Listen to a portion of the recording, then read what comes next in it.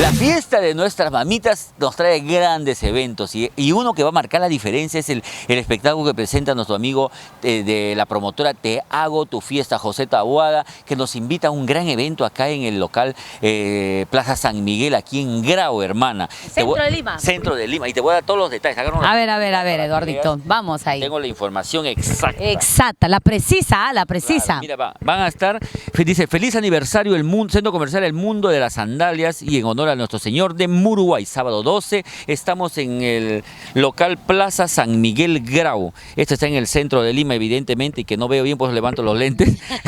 Y como grandes invitados van a estar pues nuestra Sonia Morales, va a estar Karen Enrique, el grupo Candela, los amigos del dúo Retama, también va a estar el grupo de Hugo Larico, que viene La Magia del Amor, que viene desde el sur, entre otros grandes invitados. Este evento, por supuesto, contará con la presencia de la mayordoma de esta gran fiesta. La señora Norma Vilahuanca. Sí, nuestra señora Norma Vila. ¿Cómo te acuerdas tu amiga? Es mi amiga, mi chochera, un saludo, un saludo. No, y un saludo especial a la señora Norma Vila por presentarnos este gran espectáculo y decir a todos los amigos que pueden ir hasta allá, hasta el centro de Lima, hasta Plaza San Miguel Grau, que va a haber una caravana, va a haber un pasacalle temprano, claro, con danzas, bandas, orquestas y un montón de... Batucada, me dijiste. Va a haber batucada, una batucadita, ñaña. No sé, amigo, a ver. Tú sabes. Te lo juro. Una chiquitita.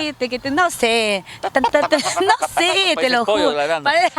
También va a haber tunantadas, va a haber guainos, guailas, sayas, un montón, todo un espectáculo gigante. Pero ahora nos vamos con música, precisamente de una de sus grandes invitadas, nuestra Karen Enríquez, que ya va a llegar con todo lo que es la hermosura de este bello género como son las tunantadas.